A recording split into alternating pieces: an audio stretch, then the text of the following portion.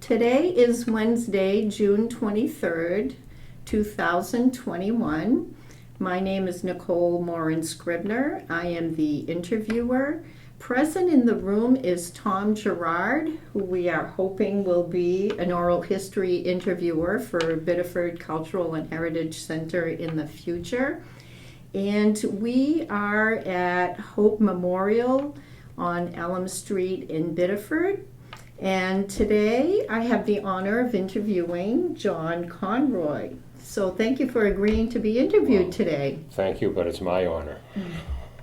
Well, I usually like to start at the beginning and by asking you where and what year were you born? I was born in 1947 in Portland, Maine.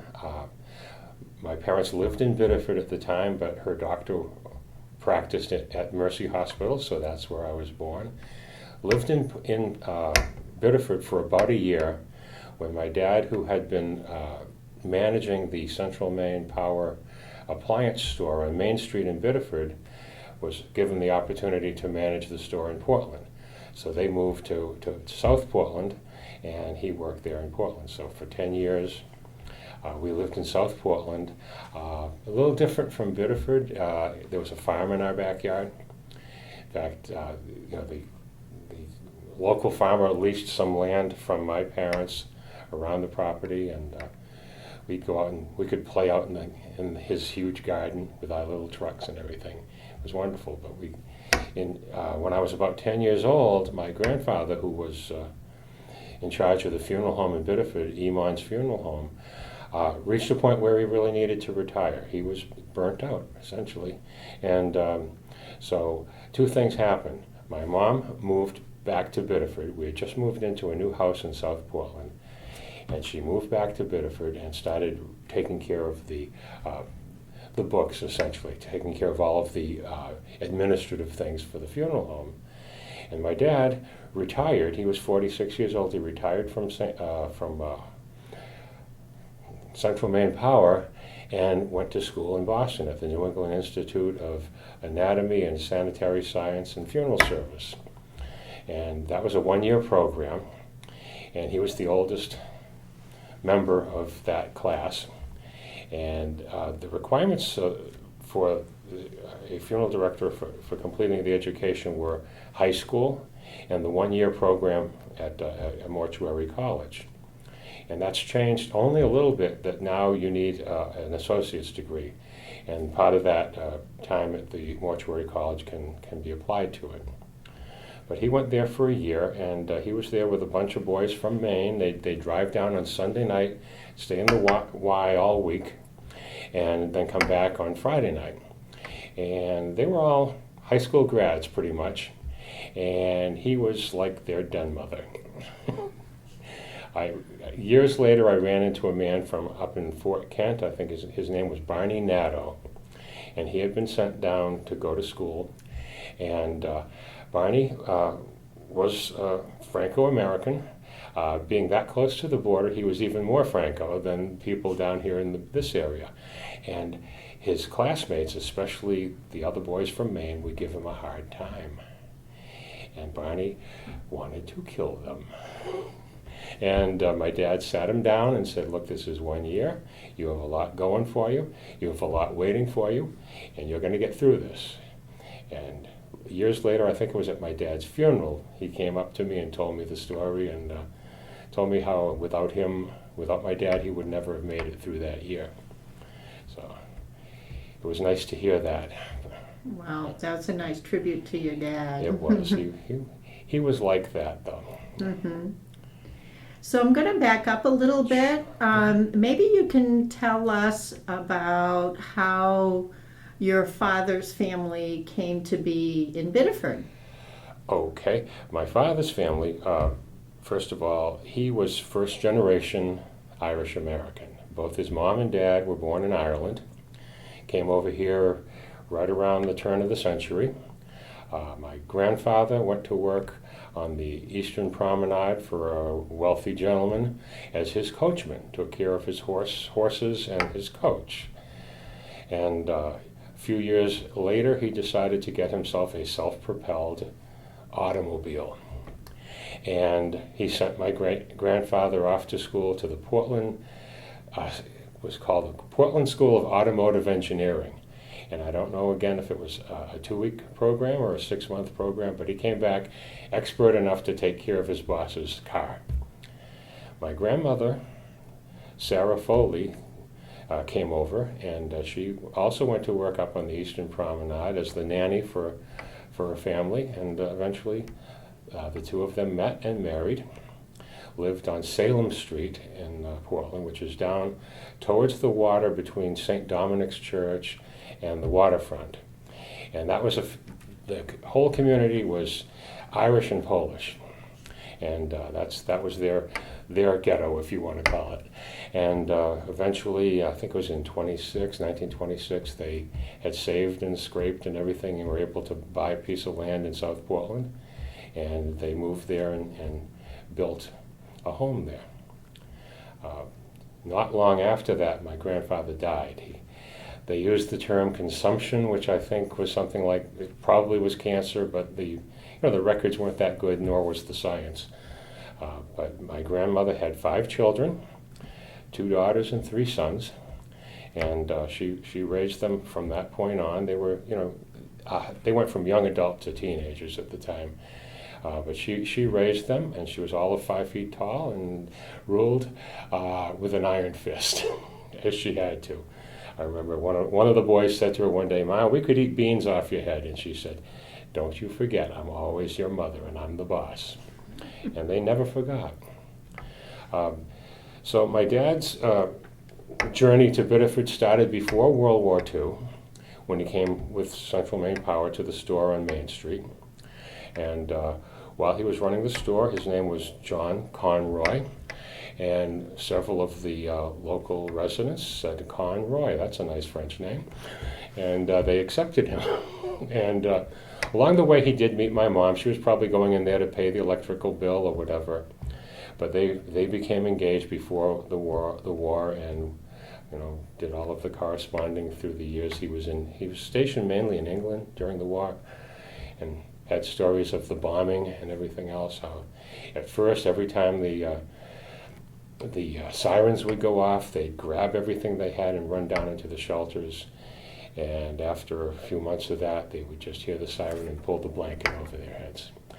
So they became inured to the danger, because it just happened every day, and you wouldn't get much sleep that way. So where was he stationed? He was stationed in England at that point, and they were doing intelligence work, and so he was there until the end of the war, and came back to Biddeford, 1946, and married my mom. And again, they lived in Biddeford until I think 50. I was born in 47, so it was probably just before 50 that we moved to South Portland, into this big old farmhouse, 2-family home. My mother's sister, Teresa Emond, lived upstairs and with her husband and kids, and we lived downstairs. So we had a little piece of Biddeford in South Portland. And regularly, we would get back to Biddeford, so we never got far away. The rest of my father's family came to Biddeford indirectly. They had rented a summer cottage in Kennebunk one summer, and liked it. And when they could not re-rent it, my dad started looking around in Biddeford, and he happened to speak with a friend of his, the lawyer Harold Carroll. And Harold said, "I got a place over on First Street at Biddeford Pool. The key's over the door.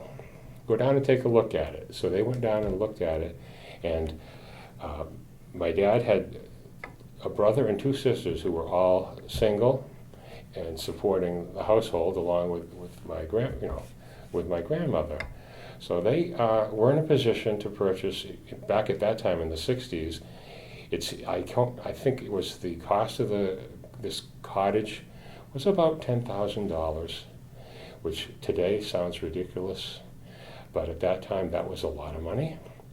And if it wasn't, several people contributing to something like that, they never would have gotten it. But they spent from the early 60s until the mid-90s there every summer, and they would come earlier and earlier in the spring and stay later in the fall until it was too cold. But so they had a long history in Biddeford as well as my dad. It was just one of my dad's one brother, Frank, who was a postal worker in Portland, lived in South Portland all of his life. But the others all had a good stint in Biddeford, enjoying the Biddeford weather and the beaches. So tell me a little bit about your connection to your Irish roots. Did your family ever go back to Ireland? Were they connected with their relatives in Ireland? Okay. We have not made it. My generation has not made it there, except for actually my 3 kids have. But we're still waiting. But that is in our plans. But my aunt Margaret, the eldest of the family, did visit Ireland on a couple of occasions. In fact, with her aunt, who was actually about her age, they went a couple of times. And on the last trip there, her aunt Alice died while they were there, and she was buried with her family in Ireland. But she would tell the story of how they always carried with them a few Kennedy $50, and they'd use these as tips. And naturally, JFK was a hero in Ireland, and so anytime you handed somebody a $50, you could have handed them $100. They were that happy to see that.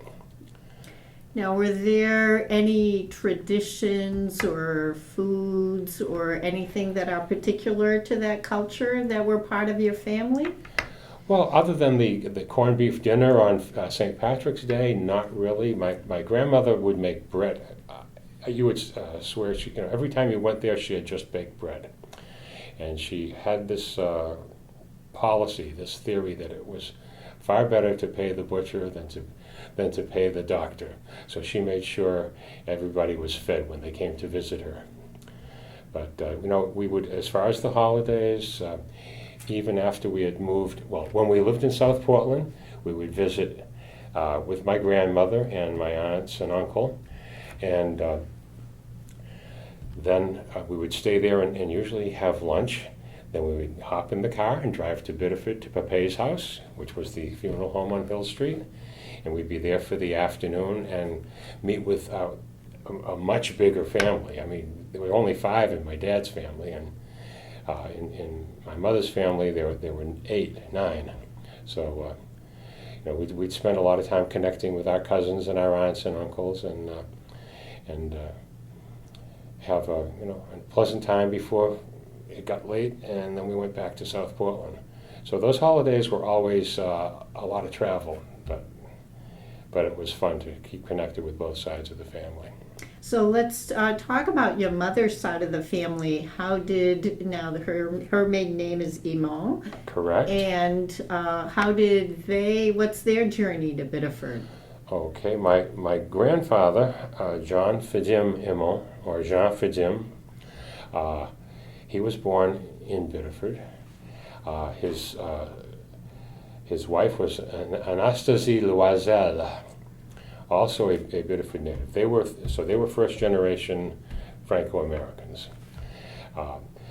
They married in Biddeford, and I can't tell you where or when. We don't have those records. That would predate the turn of the century. But he was a businessman, and he owned a store on. It might even be something here. I'm looking for it. I don't see the address. It was like 17 Alfred Street, and at the store he sold furniture. He sold sofas, stoves, and caskets. And that was how he started serving people in all those different capacities. But over time, people felt that they needed a little more service with the merchandise. So he started a funeral business. And he did this not as a funeral home, but out of the building he owned, which was directly behind the Foss Street Methodist Church, which is now the Anchor Baptist Church, on Poole Street. And it was a 2-decker at the time with a peaked roof on it. It's now a 3-decker. After a fire, they rebuilt it. But behind the building were stables. And he actually had ramps back there so he could keep the horses on 2 levels in the stable, in the garage, in the barn. And he stored his caskets there and everything. And so they had coaches at the time. This, again, is 1901 that he started doing this. He had horse-drawn coaches. He had a black carriage and black horses, and a white carriage with white horses. And that was so that when there was a child who had died, and there were far too many children who died then, he would have the white coach and the white horses. And for adults, he had the black team with the coach. And that went on for years. He sent his son Frank X. Emond away to school in Boston. I don't know if it was the same location, but it's the same school I went to and my dad went to. The funny thing is, the diplomas kept getting smaller. But he went to school, and again, I'm only guessing there was probably a 6 or a 10-week program. But he learned a lot about the modern ways of funeral directing and undertaking, if you want to call it, embalming, which was not that well known at the time. And he also came back with the idea that really, as they were doing it then, and he started it that way, every wake visitation was done in the person's home. And so they would have to do everything there. They would bring the casket in. Embalming was done in the home as well, which was a technical challenge, but they managed to do that. But he knew that a better way to do it would be to offer some space outside of the home where people could receive people, and yet still at night get away from the funeral home and get some rest. Because what they would do is they would put they called it a crepe. It was like a wreath, a black wreath or something they would put on their door, which meant someone has died here and you're welcome to come and pay your respects. Well, Biddeford, being a mill town, had 3 shifts of people walking by everybody's home. So if you got off the second shift and it's 11 o'clock at night, well, you'd go and pay your respects. So I can see how he felt it might help people a lot if they had some other way of doing that. And so he eventually, his mother, who at that time was widowed, had purchased half of that building, the old brick building at the corner of Hill and Pool Streets, and he purchased the other half. So it was a brick duplex, and they added on to the back of it quite a bit. And he started with just 1/2 of the first floor as his funeral parlor. And the word makes sense. People used to have the wake in the parlor of their home, so now it was a funeral parlor, a professionally prepared place for them. So that is how he got started with the Emond Funeral Home. And he eventually, added space underneath it, not for horses anymore, but for hearses and for limousines and other vehicles that they needed.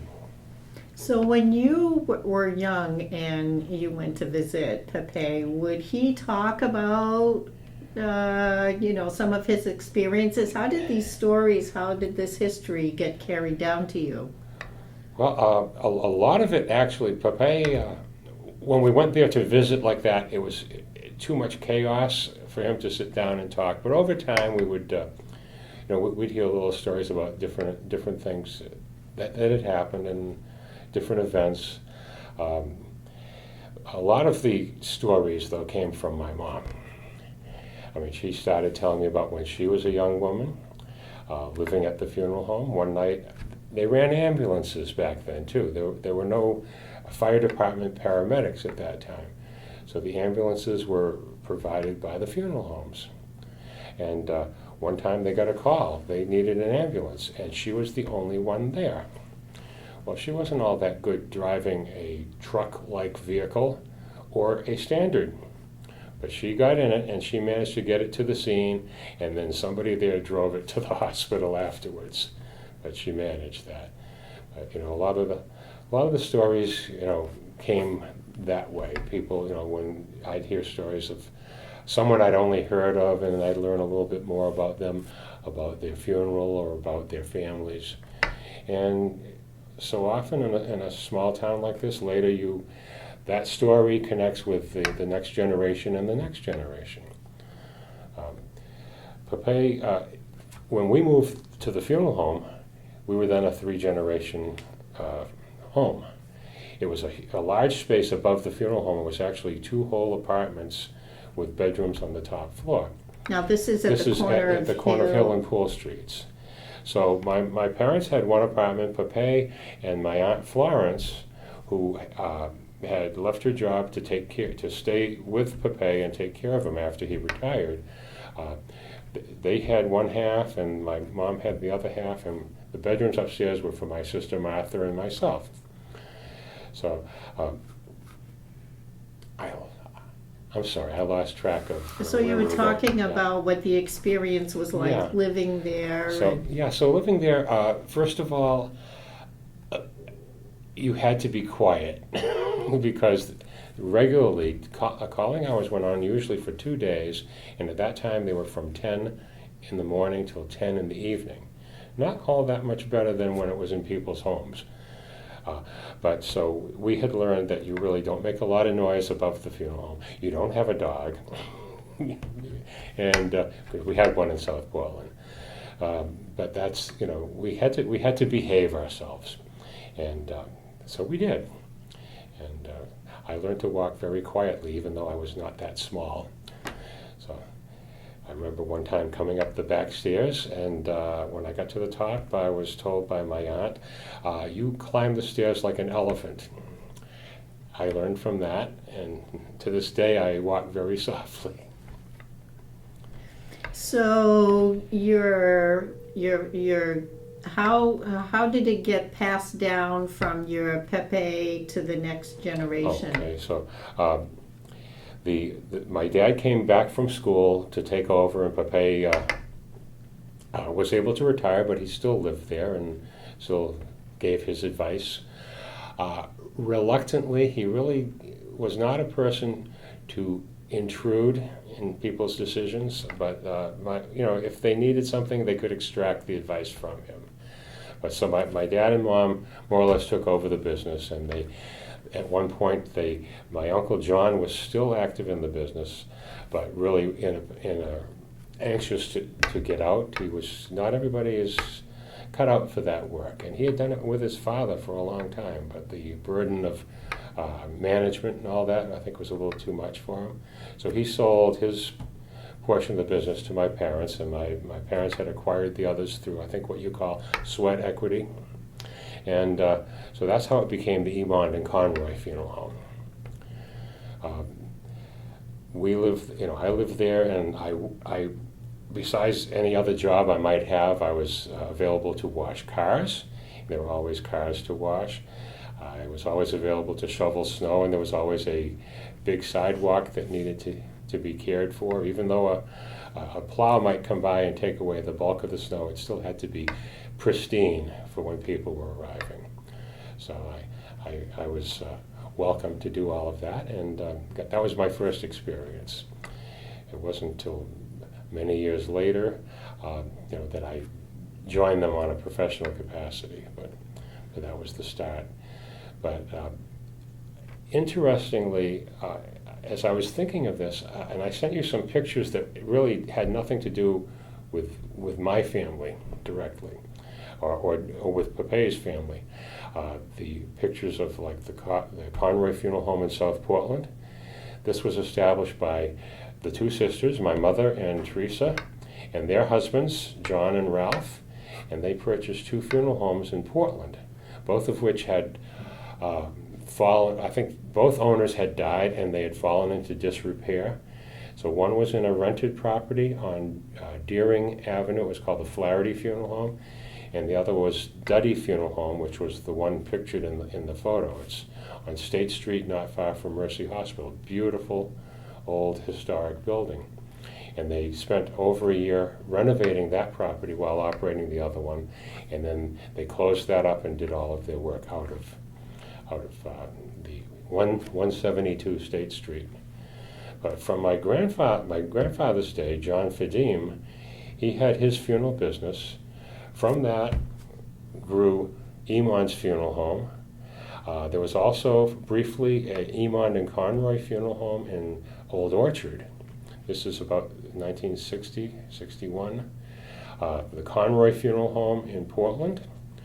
just, a direct relationship there. Also, I put the Bolduc Funeral Home, I put in there at that point because historically, Mr. Bolduc, Raymond Bolduc, did his apprenticeship with my grandfather. So he got Raymond started in that. In fact, when we moved in here, I had heard the story, but it was reinforced by my partner, Mark. He brought me, we were bringing things into this funeral home from our places that we were closing. And he took a flower rack and he said, look at the back side of that. And he turned it over and it said Emond on it. And I had heard the story that when Raymond told Frank, I'm all done my apprenticeship, I'm fully licensed now, I'm going to go into business for myself. And Frank wished him well, and he said, I've got a lot of stuff here. If you need some stuff, I can be glad to give some of that to you. And that was the proof of it, because we had the stuff with Frank's name on it coming out of Raymond's funeral home. And besides that, my grandfather, Frank, had a brother, Napoleon, who started the funeral home. He, given the name, anyone named Napoleon doesn't work for anybody else, right?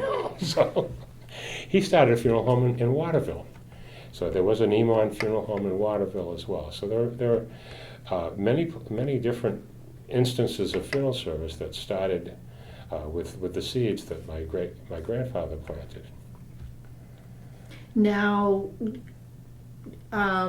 were your grandparents, were they citizens? Now, I know those who were born here were, but in terms of your grandparents who had emigrated, did they become naturalized citizens? As far as I know. I think my grandmother was, and I would assume that my grandfather was. My grandfather, Thomas Conroy, was very proud to be here. A story that was passed down to me, he was the first of his family to come to the States. And he got a job and saved his money and sent it back to Ireland so that someone else could book passage here. Several of his brothers came over, and they all went to work. One was a police officer, I can't remember what the others did. But then one of the younger brothers was brought over, and he thought that Portland was a nice place to party. And they took him aside and they said, now, you listen to us, you're not going to ruin this for other immigrants. You're either going to settle down and behave yourself or you're going back. As it turned out, they sent him back. So I would assume that my grandfather was naturalized because he was so proud to be here, so proud to be an American. And then on your mother's side, how closely connected were they to their Franco roots? Well, the traditions, such things as the grandfather's blessing on New Year's, that's something they always observed. Obviously, on Christmas, the Réveillon. I can remember I was an altar boy at St. Mary's. And I usually, because I did not have seniority at that time, I had one of the early masses on Christmas. So I did not go to midnight mass with them at St. Andrews. I went to St. Mary's. But they would come back from mass and the dinner would begin, and they would be up till the wee hours. My sister and I usually would go to bed a little earlier because we still had to go to church the next morning. But those were the big things.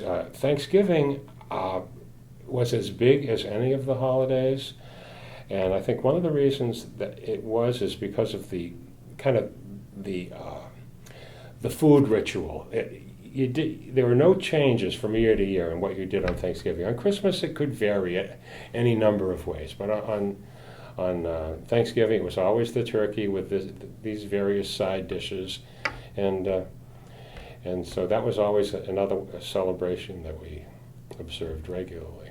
Now, did your grandparents on your mother's side speak both languages?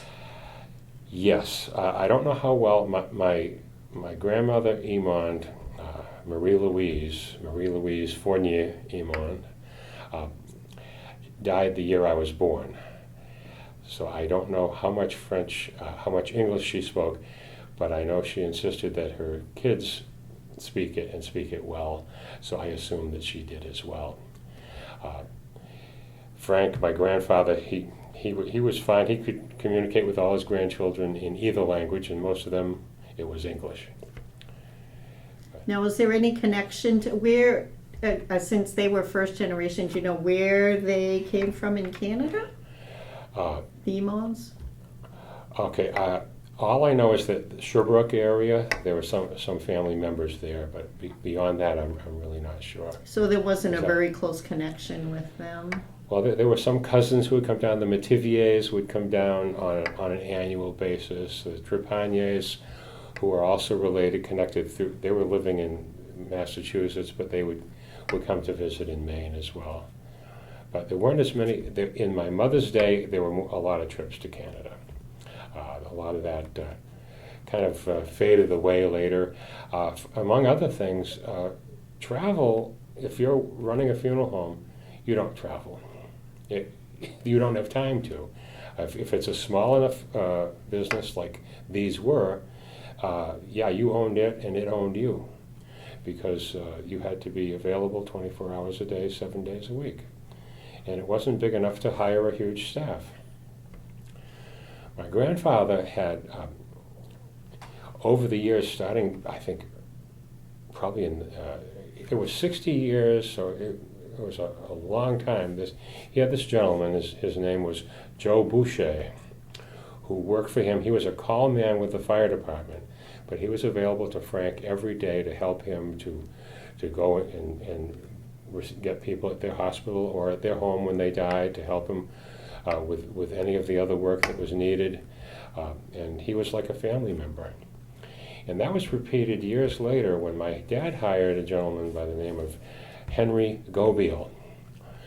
And Henry was a disabled serviceman, a disabled veteran, whose disability you would never know unless you heard his story. And he had been severely injured in Korea.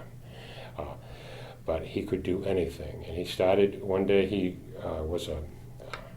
we would hire pallbearers to come in to help carry a casket into church and back.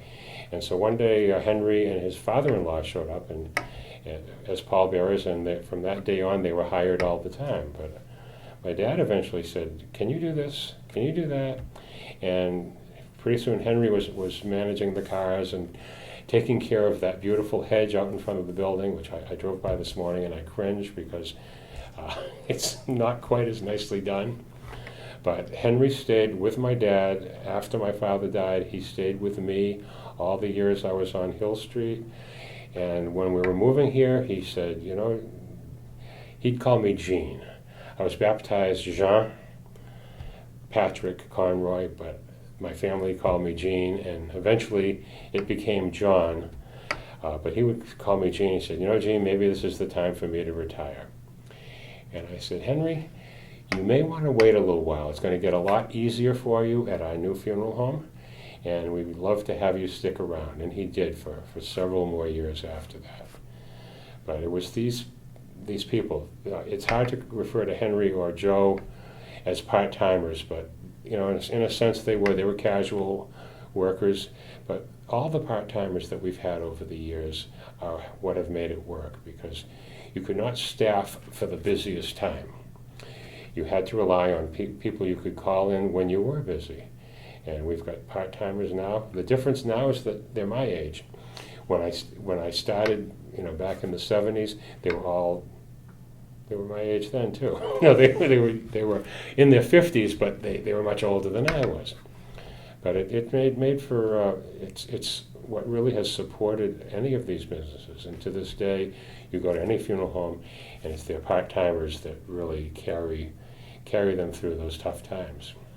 Now, through the years, and in this community, there was more than one funeral home. Did they were there some trends as to who went where and who they supported? Pretty much so. Now, first of all, Biddeford had 4 funeral homes. One was the Cosgrove Funeral Home, which I eventually bought after Mr. Cosgrove decided to retire. But the Cosgrove Funeral Home served essentially St. Mary's Church, and Most Holy Trinity Church, the two non-French speaking communities, Catholic communities. There were two Protestant funeral homes in Saco, but they pretty much took care of the Protestant families. And then there were three French funeral homes, or Franco-American funeral homes. Imans, Bolduc, which was the latest arrival, and the Sans Souci funeral home that had been around for a long time. In fact, the first location of Sans Souci was opposite St. Mary's Church. It's a three-story building over there now, just it's maybe one door down from the church itself. But Mr. Sans Souci moved from there over to Stone Street into what was, I think it was called the Pepperell Mansion or something. It was a big established building that went up for sale, and he purchased that. It's now a daycare, I believe. So there were those three funeral homes. Sans Souci and Bolduc pretty much took care of St. Joseph's, and Imans took care of St. Andre's. And along the way, because people moved from one parish to another, or moved from one side of town to the other, which determined what church you belonged to, this changed, and people from one side of town would cross that imaginary border to the other side for funerals. Which helped too was the fact that people were more mobile. Originally, people would go to the funeral home that was closest to them because they were probably going to be walking, or they needed to take a bus there. But as time went on, people got more mobile, so it wasn't as strict a rule that if you live next door to Bolduc Funeral Home, you went there, or next to Sans Souci's, you went there, or Imans. So there was a little more flexibility in it. The hardest transition to make was to get the people from Saco to come to Biddeford. And of course there is now, and there had been for many years, 3 or 4 generations now of a Franco-American funeral home in Saco, or a Catholic funeral. The terms are no longer applicable because everybody serves everybody and does it to the best of their ability. But at that time it really was. This is a Catholic funeral home. That's a Protestant funeral home. You don't go there if you're Catholic. You don't go here if you're Protestant. But that has been a big change. As people they go to school, they make new friends, they have new neighbors, and they want to be with people with whom they are familiar. So, but that was how people, originally how they would choose their funeral home, but eventually that changed a bit. Now, how did you market? How did you promote your services? Not a whole lot. We'd advertise in the church bulletin. At one time, matchbooks were a big way of doing it. And I'm trying to see we have a lot of the, and I don't see any matchbooks there, but I'll show you an interesting thing. And this.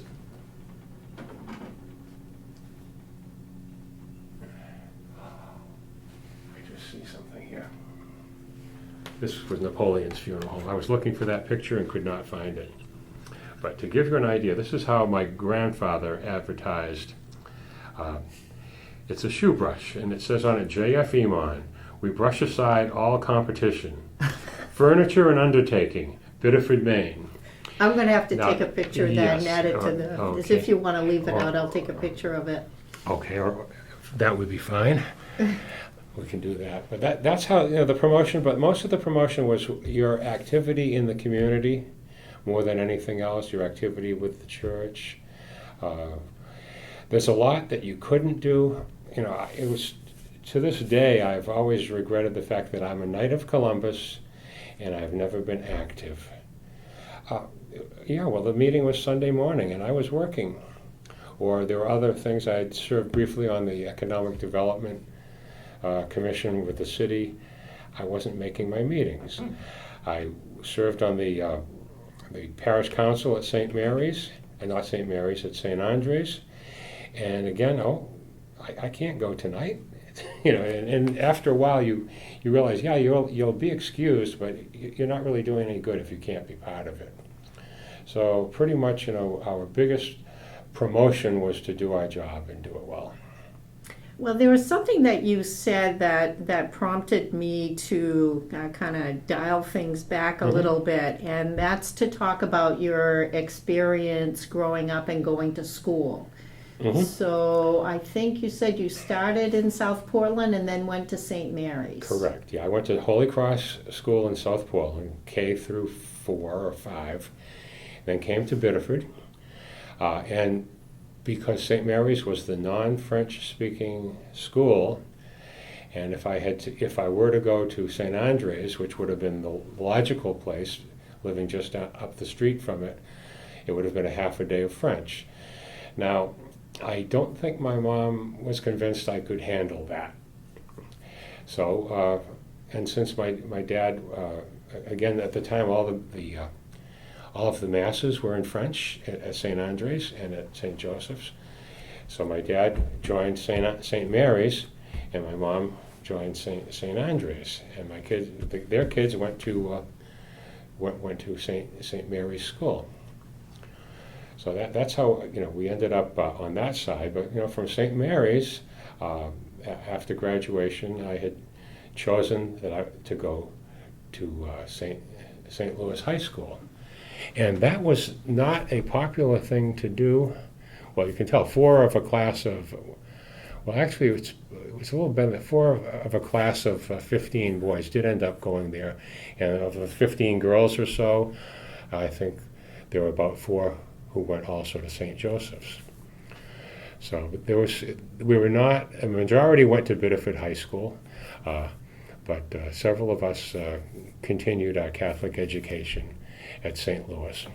So tell me about your experience at St. Mary's. What was that like? We were taught by the Sisters of Mercy. Their mother house was in Portland on Stevens Avenue, and they were the same sisters who taught at Holy Cross in South Portland, where I had started. So I was already used to them when I came to Biddeford. But they were conservative and strict and all that, all the things that you were supposed to be at that time. I only had one Sister of Mercy that broke that rule, and her name was Sister David Mary, and she was the best baseball player I had ever seen. And we used to play out in the schoolyard. That was at Holy Cross. But in Biddeford, pretty much it was all business. And again, we did all the things that were expected of us as good students and good Catholic kids, and we went to the Holy, First Friday Mass, and they would take us over for confession, and they would prepare us for the St. Patrick's concert, which was always a big thing every year. And people participating in that were of every nationality. You did not have to be Irish to perform in the St. Patrick's concert. But it was an annual thing, and it was up on the top floor of the school, which is now a Dunkin' Donuts. I refer to it as St. Duncan's, but just to kind of keep in touch, keep connected with it. So tell me about what was the student body like at St. Mary's? At St. Mary's, pretty multi-ethnic. There were people with French last names and Irish last names, Italian, Polish, and probably a few others. The best way to describe it, there's a street behind St. Joseph's Church, Bradbury Street. And Bradbury Street had these houses known as the 10 Commandments. And if you went down the street, you'd find someone of every ethnicity possible in the city of Biddeford among the residents there. And most of them did go to St. Mary's School. So what was your understanding, because I've gotten the stories from those who were at St. Andre's and St. Joseph's and St. Mary's, in terms of going to the other churches or the relationship with the other schools. How did you perceive each other? If you're talking about going to other Catholic churches? In Biddeford. I'd never heard any prohibition of that, but I'm sure they encouraged you for both parochial loyalty and financial reasons. They wanted you to come to their church. So, my parents were supporting two churches. But going to a non-Catholic church, you were not supposed to, if the door was open, you weren't supposed to look in. That's how crazy it was then. How lacking in enlightenment it was, but that's what it was. But we all survived that. And came up with our own decisions as time went on and became more worldly. But at St. Louis, it's interesting. There was a little bit of pressure if you went to St. Mary's to go to Biddeford High School. You may have felt that. I even think that Monsignor Enright mentioned to me one day, "You don't want to go to St. Louis, do you?" I said, "Well, yes, I do." and that was it. But there was a, I don't know, I can't say it's parochialism, but it's some brand of that, some brand of prejudice. I don't know, that's not really the right word, it's too strong a word, but there was a fear of people who are different or dislike of, that's all I can think, that, St. Mary's, you really belong at Biddeford High School. And I did hear that. And of course that just increased my resolve to go to St. Louis. And as a result, though, a lot of my friends went to Biddeford High. And so I had friends at both schools. And socially, I'd see people from either school. And always felt comfortable doing that. And did you feel welcome? What was the experience when you first went to St. Louis? Well, there were enough of us, for one thing. No, there wasn't. There was a feeling of welcoming, if you will, because St. Louis had kids from St. Joseph's, St. Andre's, St. Mary's, and also Notre Dame de Lourdes in Saco, because there was no Catholic high school in Saco. So there were really four grade schools feeding students into St. Louis. So it was a little more eclectic than the schools they had just left. So I think everybody was a stranger and everybody was a friend, if you will. So it was, and it was a small school. Because it was just boys, there were only 60 of us in a class. And I think there were about 30 in the St. Joseph's High School class, because there was also a St. Andre's High School at that time. But the acceptance of each other was pretty strong. It was a pretty good family. The activities, we did not have as many activities as the public high school, not as many sports. One sport that no one that I'm aware of has mentioned was volleyball. There was a volleyball net right outside the school on an asphalt tarmac, if you will, and before school and during the lunch break, some of us would skip lunch just to go out and play volleyball. And I always appreciated that, because I had tried my best to be a football player. I was encouraged to be a football player because I weighed almost 200 pounds. I wasn't an athlete, and I proved it by trying out. But volleyball was something that everybody could do, and it was fun doing that. And there were a lot of friends we made doing that, and later I actually played in a men's league. So. Now, what was competition like between the schools at the high school level? You mean Biddeford and St. Louis? Again, sports, we weren't always in the same class.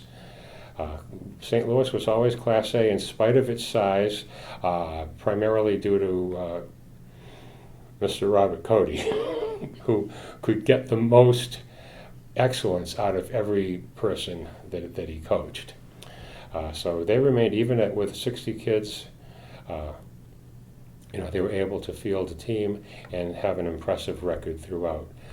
And this was something that the St. Louis boys were very proud of. And it's nice to have things to be proud of, and at times to feel a little superior. it's okay as long as you don't overdo that. But Biddeford High, I think they started in Class A with us, and they dropped to Class B for a while. The same way now, Biddeford High is again back in Class B. But it's for the good of the students. It allows them to succeed at the proper level, and that they did. And again, when St. Louis closed, an amazing thing happened. People were wondering, how are these kids going to get along together? Brother Richard Hebert was hired by Biddeford High School to be the athletic director. And he managed to make sure that everybody there got along and appreciated each other for who they were. And so his contribution at St. Louis, in fact, I don't know if he was a high school teacher or he did teach in the high school, probably after my time. But what he accomplished in maintaining unity among all the kids of Biddeford at Biddeford High cannot be overstated. In fact, they still give out an annual Brother Richard Hebert scholarship, I believe, an award for the top female athlete and the top male athlete. My daughter Sarah was the recipient of it her senior year. So again, that connects her back to St. Louis High School. What was your reaction when St. Louis closed? Well, I was in college at the time, so I really, that's too bad it happened. The feeling was, or the explanation was that it did not have enough financial support. So you can't really argue with that. There are people who feel it was more than that the bishop didn't like the little Catholic high school in Biddeford shining more than the big Jesuit high school in Portland. But none of that I've ever seen in writing. I've seen no proof of it, but people felt that way. And again, when you've lost your high school, you'll probably come up with some really good rationalizations as to how it happened. But so it was. I think it was sad that it happened. I think one of the problems was that it had been so subsidized by the parishes that the parents never had to pay but a fraction of the cost of education. And I think when it finally was determined that, gee, you're really going to have to ante up this much, they either couldn't see it or couldn't do it. And that only makes sense. It's something that if you've never had to do something, it's awfully hard to. And again, all the parents of kids going to these schools were also paying taxes and supporting the public school. So it's a double burden on them. So at some point when you were in high school, you had to make a decision as to what your career path would be. Talk to me about your decision to go to college and what you were thinking of doing for a career. I wasn't sure.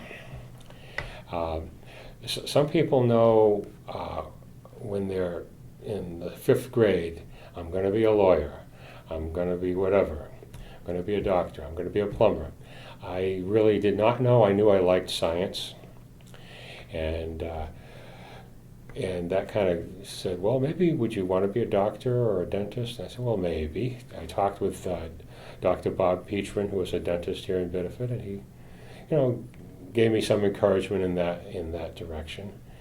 So when I did apply to schools, I did apply for a science major.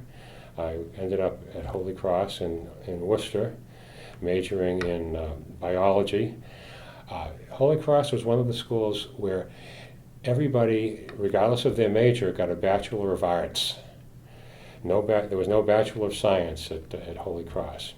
So you had to, besides getting all of the science curriculum, you had to have the philosophy and all of the literature and everything else, and in large amounts. So, but it was a good, well-rounded education, and just as well because although I did get accepted I was on the waiting list at the University of Buffalo for the dental program. By that time, I had become involved and interested in laboratory work, and I was doing that part-time while a student at Holy Cross. There was a large Catholic hospital there, St. Vincent's, and the sister, the nun who was in charge of the laboratories, would post signs over in the chemistry and biology department, now hiring laboratory technicians for night call and weekends, will train. And they always got a good turnout from the Cross, and we would go in there, we'd get our training, and then we would be responsible for taking night call and working on the weekends. But it was something that I really came to love. And so by the time I had the option to go to dental school, I really had decided I would stay with this a while, and so I did. Most people say, well, didn't you have to go back and take over the family business? And that, my parents, God bless them, they never forced me to do that. They really never encouraged me to do that because it would be an implied coercion. But so I was free to make my own choices, and I ended up working for 5 years at the hospital, including what I did while I was a student there. But it wasn't until later that I made my choice. But I did. I chose Holy Cross, and there's a pattern here. I went from 2 Catholic grammar schools to a Catholic high school to a Catholic college, and my other 2 choices were Assumption and Providence. So if there was any implied coercion, it might have been in that area. So I did survive 17 years of Catholic education with a few courses that I had taken later outside of that realm.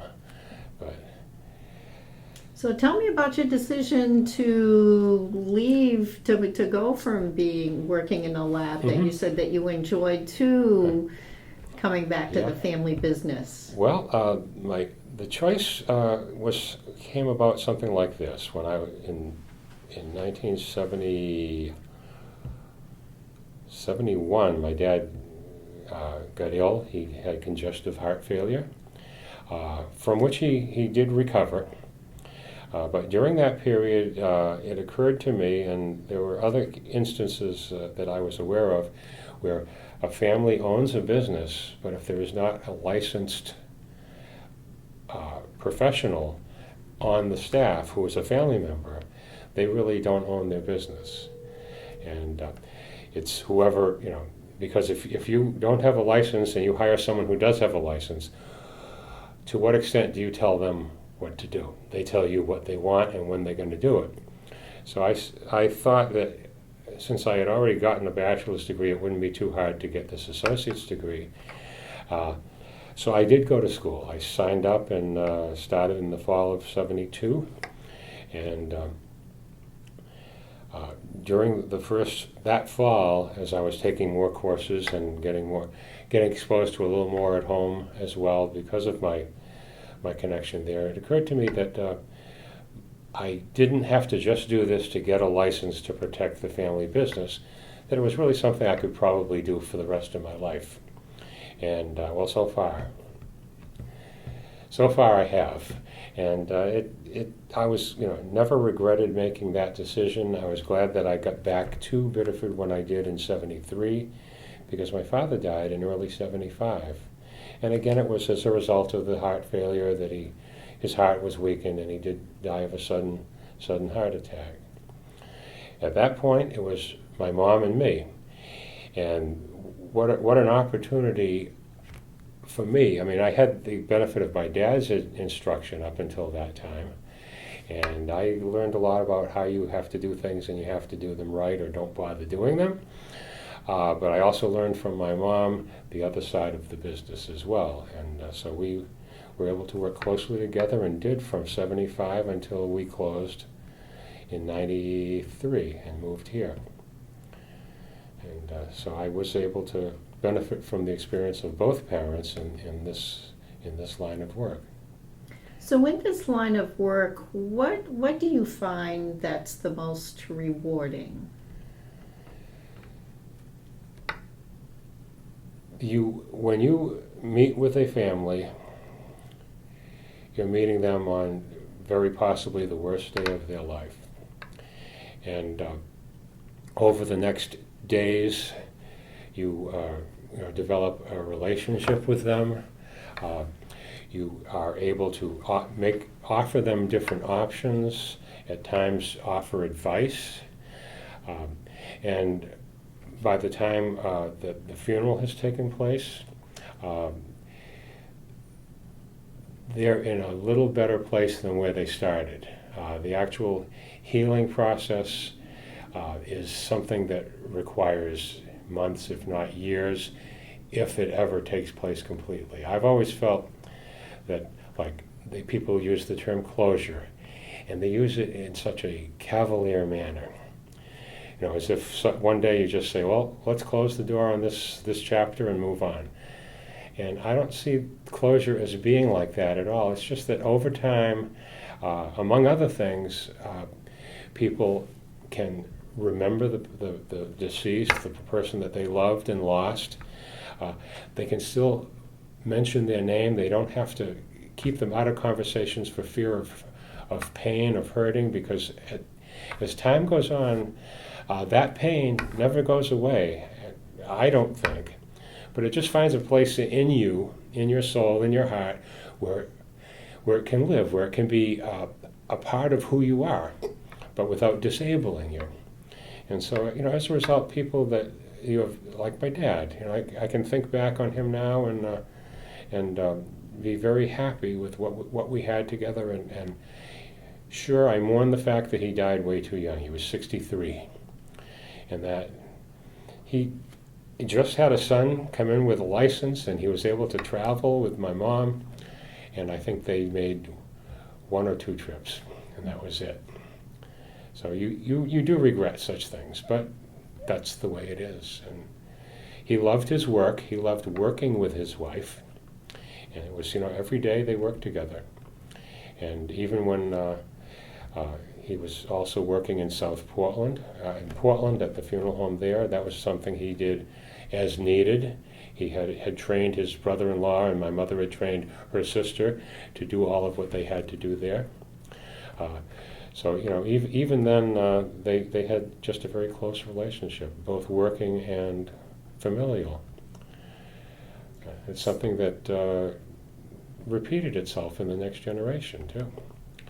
Well, that was one of the things that I was going to mention, is where your family has been in this line of work for, I think I saw on your website, over 100 years, 4 generations. Yeah. So you must have, maybe not you personally, but you must have seen the full life cycle of a number of families. Exactly. And, you know, like for myself, I would... when I first started, I would be helping out with the families assisting a family of the grandfather of my classmate. And later, it became the parents of my classmates. Sadly, at times, it was the children or spouse. You know, so we've seen many generations that way. And then I will have people sit down with me, well, there are fewer and fewer older than I, but who remember the generation before and how they were connected. And so I've seen a lot of history, if you will. And speaking of history, and I know, I mean, you know, we need to be sensitive to, you know, privacy and confidentiality, but are there any, like, themes or types or, like, particularly tragic events that really stick in your mind that, you know, you played a role in our community when there was, you know, like a tragic event? Yeah, I think it's hard to talk much about it in any sort of detail, just because in a small enough community, even without names being mentioned. Right, but in general But terms. the tragedies, the children lost in accidents, the young people lost in accidents, the murders, things that you remember, the hardest things to deal with. Other than that, the funerals of prominent people, that's not so much. That's hard because you know you're going to work harder. You have to figure out how you can possibly manage a larger group and all that. But the very hardest things of all was when it was the child of a young child of someone who died. And this is something you never get used to. And people say, you're used to it. You never get used to it. You never get used to any aspect of death. It's too holy, it's too dignified to take for granted. But those occasions, we would have a young child who died, and a 2-year-old or a 4-year-old, and we'd have to, to prepare them, embalming them for viewing and all that. And I would be so upset. I'd be tied up in knots, and suddenly I'd stop myself and say, you have to look beyond this because you're helping this family, and you have to be there for them, and you can't be a basket case. And just being able to reclaim a level of objectivity, of call it aesthetic distance, if you will, would get me through such times. But every death, not every death, but so many deaths are a tragedy on one level or another. The AIDS epidemic, that was so hard for families because, especially at the beginning, that the stigma and the hatred was there in the community, in the public. And yet you would meet the families of these victims, and you could just feel the love. And you wanted to help them as much as and more than anybody else. So, I think that's one way. When I say people become more worldly, you see a lot of the world. I started that probably in when I went away from Biddeford in college, in the hospital there, and again as a funeral director, seeing people at all their best and worst times, and you just have to help them make the most of any of those times and make the best of them. What have you seen in terms of some of the evolution of the traditions and the whole process? Quite a bit. When I started, I can remember sitting down with one person, and I was probably 30, and so I was sitting down with him making arrangements, or I had made the arrangements, but it was during the calling hours. He came into the office and he said, I didn't want to do any of this, but I had to, because that was what was expected of me. And I think to some extent a lot of people continued certain traditions only because of the fact that they had to, regardless of whether it any longer had meaning to them. But as time went on, people started to, I use the expression, reinvent the funeral. And at first, the first step to reinventing the funeral was back in the late 60s, early 70s.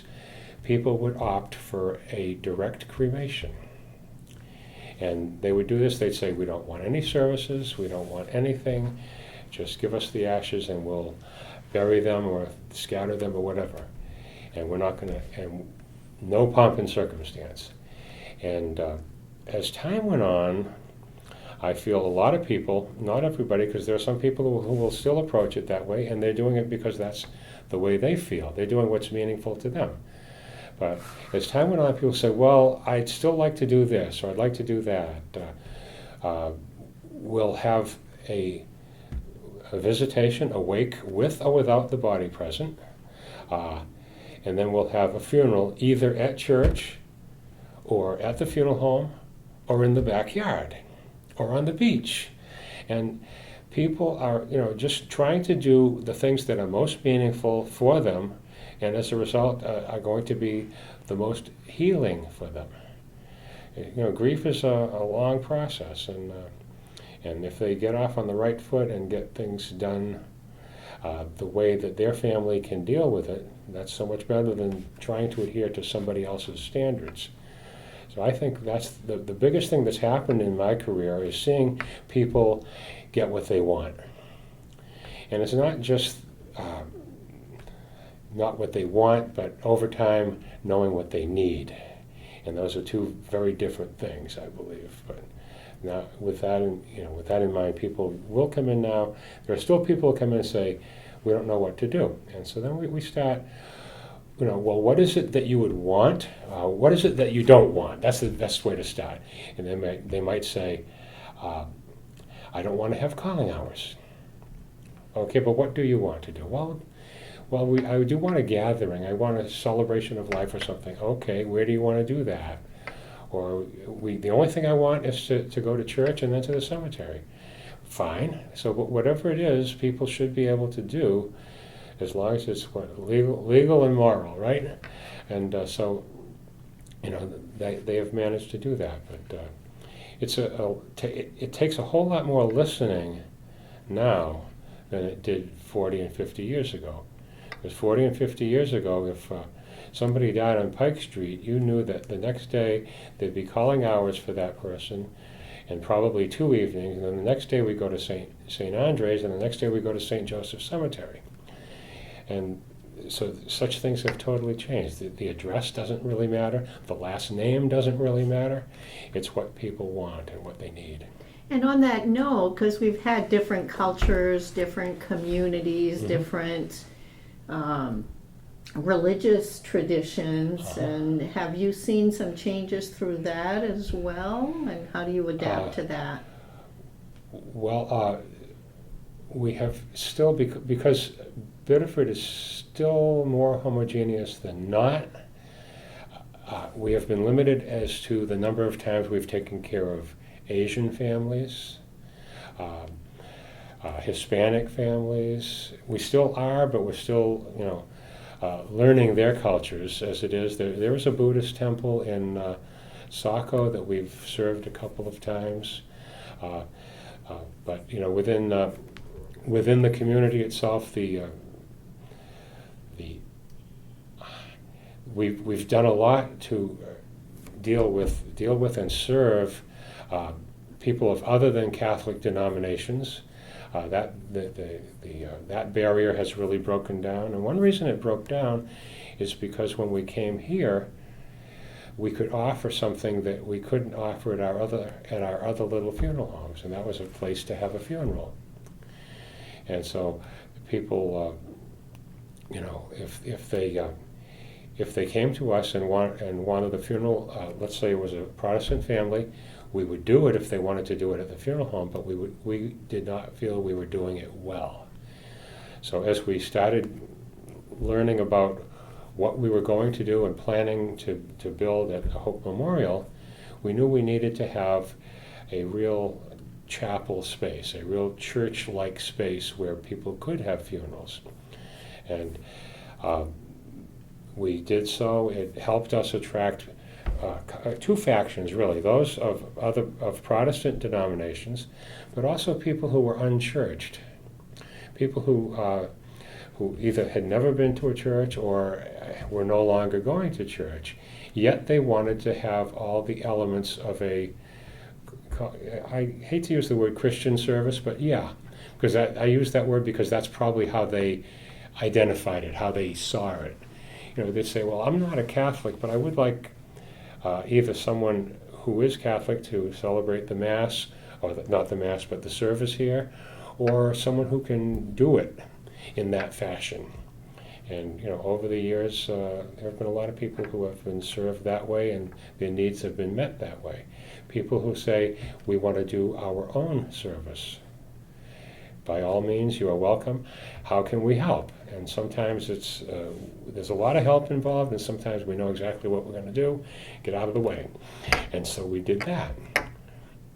Well, it was interesting you shared some pictures of and brought back memories of rollaway lanes Yes. where this is the space where it used to be. So, talk to me about the making that transition. Uh, you mean the transition from a bowling alley to a funeral home? Okay. Well, first of all, I have to say that one of my other sports in high school was I was on the first bowling team, St. Louis High School bowling team that came to Rollaway Lanes. So I was although a minor one, I was a sort of athlete. uh, so when Mark Bolduc and he operated and owned the Bolduc Funeral Home on Alfred Street. I was owning and operating the Cosgrove Funeral Home on Elm Street, and also the Emond and Conroy Funeral Home with my mom on Hill Street. We started talking, and we knew what we had didn't work. It worked in the 30s and it worked in the 40s, but it was no longer working. People, among other things, they were compressing the amount of time that they were going to have visitations. So the less time you have, the bigger the facility you need to get people in. It has to be more efficient in as much as you have to be able to get people in and out. Because if people just come in and one group is greeting with the family and can't move, they stay there and nobody else has a chance to pay their respects. So once we learned of the availability of, we decided to build a funeral home. Our first option was we got option on a piece of land near what is now the middle school on Hill Street. And the city of Biddeford owned this property, and we did purchase an option on it, and we started exploring that. There was all kinds of strange resistance. People said, you can't have a funeral home next to a school. Now, I won't make any comment on that, but it's as much a part, funeral home is as much a part of life as a school is. But there were just political stumbling blocks. The zone was not quite right, and there were individuals who were going to force us to jump through more hoops than we had years in our life left. So we learned of the closing of Rollaway Lanes, and spoke at that time with the Hewitt family, which was a multi-family ownership here. It was several members of the Hewitt family, Morris and Rita Hewitt. Alphonse was one of his brothers. Antoinette Simard and her husband, Antoinette, was a Hewitt. Father, I can't think of his first name, Father Hewitt was also an owner. So a large group of them had pooled their money to build this place, and they did it all right, and it ran for 30 years. But in the process, it educated its next generation so well they didn't want to come home and run a bowling alley. So they were ready to close. And Mr. Hewitt Morris was not feeling that well, and it was really too much at that point for Rita. So they listened to us, and we finally struck a deal that we purchased the building. It was a little less than I assume this. It was a little less than they wanted, but they had the option of selling all of the equipment within it, which they did. So they managed to get back whatever they felt they should from it. And then we had to go start in the design phase, and we hired local architects. Roger Rossignol, who's still local, Salmon Falls Architects, and his partner is Paul. Oh God, I can't think of his name. But they came in and they listened to us. There were companies out there that worked for the industry who would come in and design a funeral home for you. And I can remember Mark mentioning one of them. I said, you know what's going to happen if we do that? They're going to come in with their clipboards and they're going to smile and nod, and halfway back to the car they're going to say, that's a number 6. And we didn't want that. We wanted somebody who would listen to us, and they did. They came in and we told them we took them through our old funeral homes, said what we liked, what we didn't like. And then we also, when it came to this place, we didn't start doing the drawings for them. And that's a big temptation anytime you hire an architect. You say, oh, here's, I've got it all done for you. Here, you just, spruce it up a little bit. But we gave them flow charts, how we wanted everything from, if a casket is delivered, how it has to flow through the building, how people have to flow through the building, how the deceased has to, and to design something that satisfies all of those requirements. So they listened. And when they came, their first design was, I think, 95% on the money.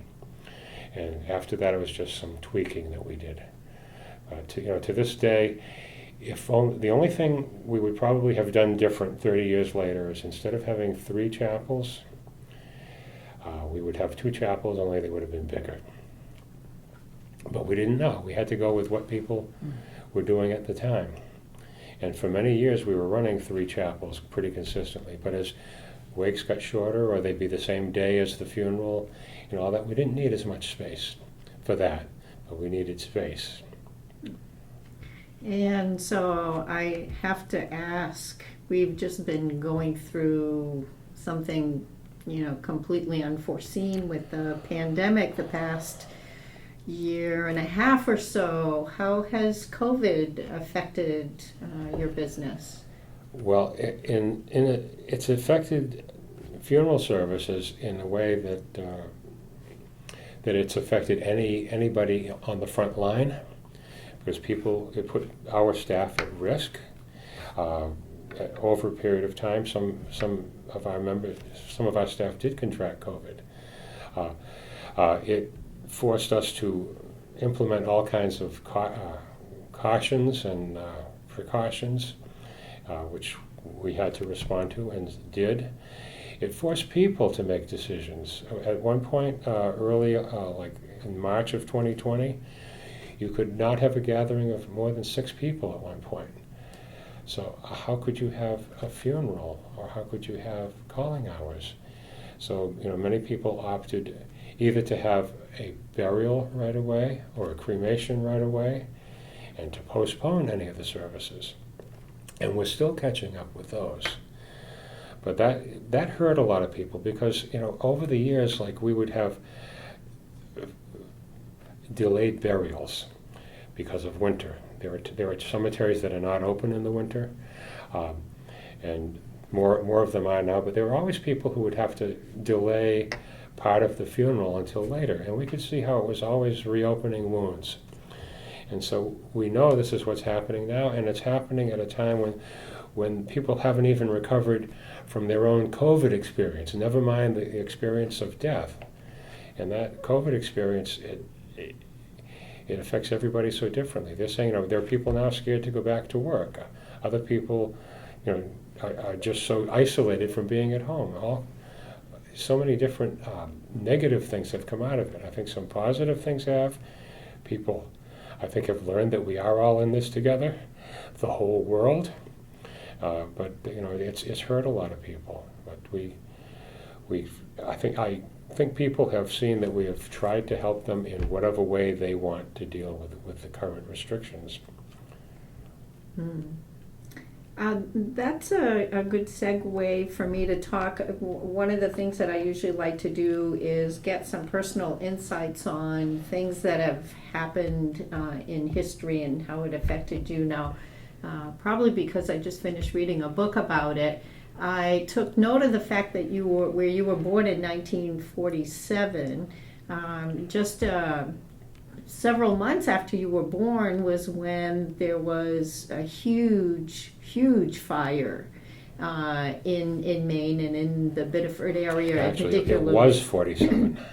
Yes. The summer I was born. Uh-huh. And so I remember nothing of it. I figured. My mother told me it was the hottest of summers, and probably the hottest summer she ever saw. Mm-hmm. And as a result, there were issues with fires before the big one. But they had become refugees at Hills Beach. My grandfather had a cottage there on the beach, so they were spending the summer there because it was as cool as it got, which wasn't that cool. But my mother reminded me more than once that I didn't stop crying because of the heat. But the fire came right into Biddeford, took out a lot of Clifford Park, going down the Pool Road. If you drive down there where the university and the new buildings are, there are no old trees.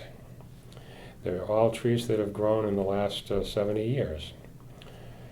So that's what I remember of the fire of '47. I remember other stories. My dad's baby brother worked for the National Park Service up in Bar Harbor, and he told he was a bookkeeper or an accountant, but he told how everybody was mobilized to fight the fire there, and they did so for a couple of weeks. I guess it was only the fact that rain came at an opportune time that gave them a chance. But in Biddeford, it was the same thing. People were fighting it to keep it from consuming the city. Mm. Now, wars obviously have had an impact as well, and I know that you had mentioned that your father was in the war. You submitted a picture. There were like the three Right. people. This is of the Conroy clan. 4 of them joined the service in World War II. My dad was in the Army Air Corps. My Uncle Frank was in the Army. My Uncle Joe, the Coast Guard, and my Aunt Elizabeth, who graduated from the main Ioneer Hospital of Nursing in Portland, joined the Air Force, was immediately made an officer, and retired as a colonel. But so in the windows of the homes, they would hang a banner, and on the banner would be stars indicating the number of people they had serving. So my grandmother had 5 kids. Four of them were represented by those stars. The 5th was my Aunt Margaret, the oldest of the siblings, and she had worked for the phone company from the time she got out of high school in 1906, in the 20s. And when the war started, and they were trying to billet as many people as they could, servicemen in Boston, in all of the hotels, all of the YMCAs, any space that there were beds, the phone company sent her down there to be their liaison. So she would go in and say, okay, this hotel has 2 phones. We need to get you 50 or whatever, so the service people, could be in touch with their families. So that's how she spent the war. So, in fact, when she died, we made sure I bought a bronze marker, just like the military marker, but on it said "Telephone Pioneer." Now, you mentioned the value of giving out a Kennedy $50 in Ireland. What is your recollection of when JFK was assassinated? It was the afternoon. We had gone to school in the morning, had been given the afternoon off for some spurious reason or other. I don't think it was a legal holiday, but there were certain liberties that the Catholic schools took with those holidays. So we got the afternoon off, and I had gone to Bugbee and Brown. I was working, this is a local grocery warehouse that Tom is aware of, and I had been working there part-time for, let's see, this is 63, so probably for a year or so. And so I was off that afternoon, so I went into work. And I was up on the warehouse floor putting together an order. I would have a truck there, and there was a radio playing, and all of a sudden we interrupt this broadcast in the middle of a song or whatever to announce that President Kennedy has been shot. And just total, it's like, like a kick in the stomach, the way it affected us. And the rest of the time after that, I can remember, going home. We probably had school the next day. I don't remember what day of the week it was now. But that whole weekend, we were consumed with all of the activities, the killing of Lee Harvey Oswald.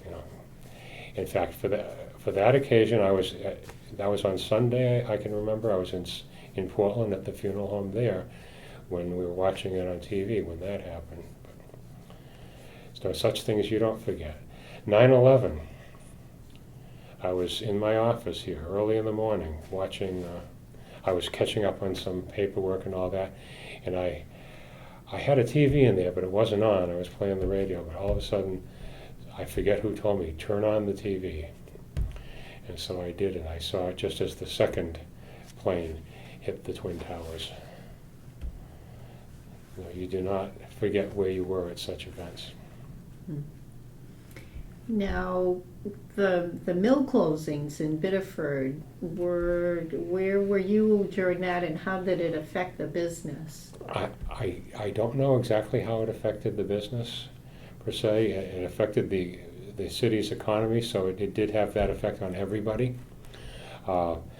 Because Biddeford was so monolithic in its industry, it took a huge hit as these businesses closed. It was fortunate that the Pepperell stayed alive as long as it did, but it did give people a chance.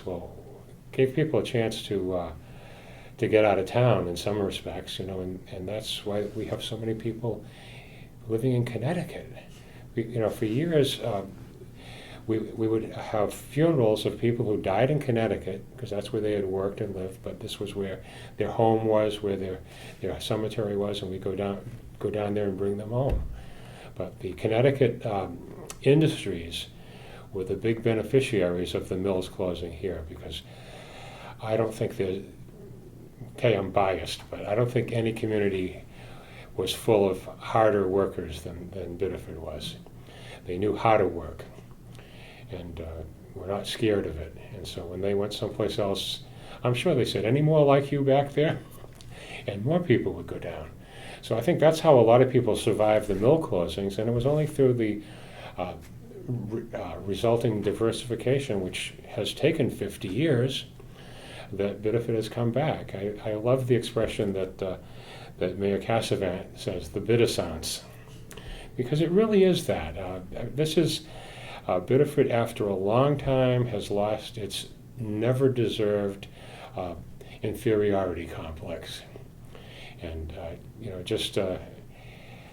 it's time that people can come to appreciate Biddeford for not only its history, its past, but also its present and its future. Mm. And it's an exciting place to be, and I hope at some point we can stop our export policy of exporting all of our best and brightest. Mm. Well, one of the things that I don't want to lose the opportunity to include on the record is tell me about how you met your wife, tell me about your family. Oh, it's a long story. I was working at St. Vincent's Hospital, and St. Vincent's was a teaching hospital, so they had like a school of medical technology. They were the fourth year of the bachelor's degree program for medical technologists. They also had a nursing school there. But there was a young lady, Madeline Puchek, who showed up in the fall to do her internship in medical technology, and she caught my eye. And I have never been known to move fast, and it did not. But, we became friends, and we'd have, a group of us would have coffee together and everything else. And one day I noticed that she was wearing a rather sizable diamond on her finger. So I approached one of her classmates and asked if that meant what I thought it meant, and I was told, of course it did, stupid. But although I wasn't going to wage war against the new fiancé, I decided we should still be friends, and we were working in the same place for much of the time, so we did. And one day I noticed there's no ring on the finger. Asked her friend again. Friend said, "What do you think, stupid?" And so I felt a little more comfortable approaching her and starting a relationship with her, and it went well. I liked the fact that we worked together there, and I liked the fact that she was a good worker. I couldn't stand people. I would never have dated somebody who was lazy.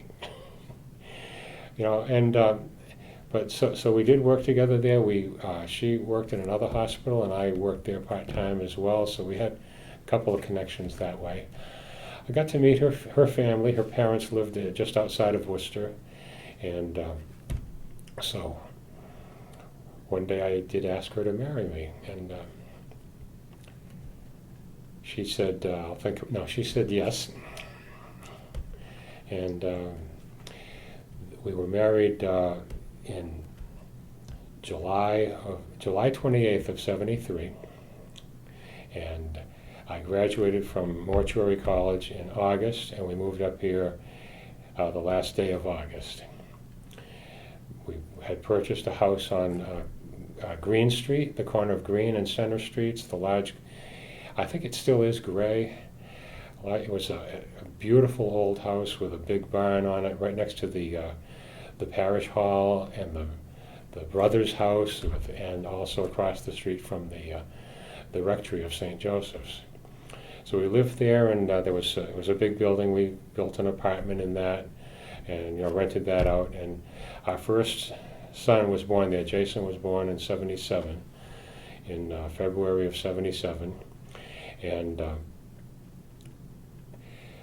my dad had died, and we had decided that I was not capable of managing both that big house and the one called the funeral home. So we approached, the subject of selling that, and we did. And by the time my son Matthew was born in '79, we had moved in at the funeral home. So again, we were back to the three-generation family. My mother was there, and her sister as well, and now it was Madeline, myself, Matthew, and Jason. And in 85 years later, in '84, Sarah was born. Sarah, first name was the name of my grandmother, Sarah Foley Conroy, and her last name, Jean, was what my family called me. So she's named after her grandmother and her father. So have you ever, how have your children seen the line of work that you've been in for generations? Well, they grew up in it. They grew up in that building, and had their friends over when it was possible to the funeral home, and I think they were able to have a very healthy respect and concern for the bereaved and also the deceased. And it's funny because I heard a story that goes back, has to be 80, 90 years, of friends of my mother would be at the funeral home, and they do things like get into caskets. They thought that was fun. And they said, "I'm sure you did something like," and I said to them, "I've never heard such stories from my mother." Now, that may or may not mean that it was not true. We'll never know. But all I know is that in my generation, my sister and I did not enjoy such activities. I guess maybe I don't know what it was, but we didn't feel that was appropriate. And neither, nor our kids. They felt it was a dignified place, and we're going to act that way. Well, one of the things that I usually like to end the interview on is asking, what is something that you'd want to make sure that people take away from hearing your story?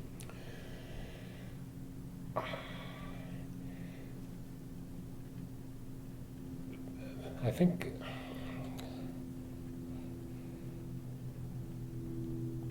what I would like them to take away is that, first of all, whatever way Biddeford affects their lives today, whether they live here or just call themselves natives and all that, I think being from Biddeford is something to be proud of. That the history is rich. The people, although not financially rich, were very wealthy. They gave so much of what they were and what they had to the next generation.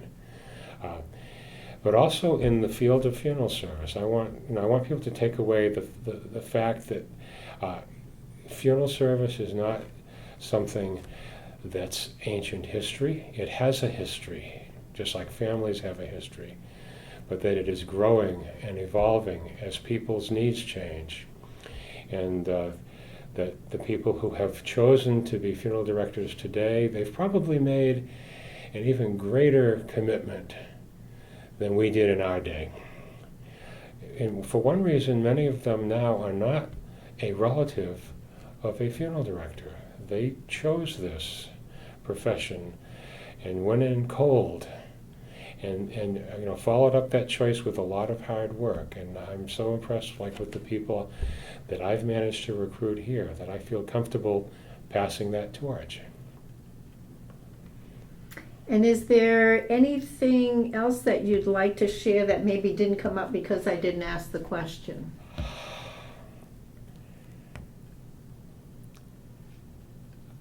I guess the only thing that I would share, and you wouldn't have asked the question, is I'd just like to say how important the work you're doing is, this helping to build this history while we still can. It's you're dealing now mainly with baby boomers, right? And we're getting older. And I missed the chance of writing down what my papa had to say. What would have been my Aunt Margaret. She was the storyteller on my dad's side. This should have all been written down and recorded, and it was not. So you have to kind of trust us boomers to remember our history as best we can. But doing this just does such a service to the community and to us, to help.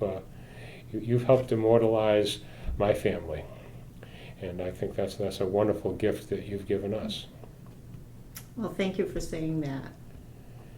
And I know it's a lot of work. What you've described is a lot of work, and you probably don't tell all of it. Well, I share in your thoughts that I know that for me it's worth it, and I'm getting just as much out of it as the rest of the people who listen to these stories. You ever coming back to Biddeford? Are you ever coming back to Biddeford? Okay, well, I thank you. ask my kids that too. Well, thank you so much, and I'm going to turn this off now.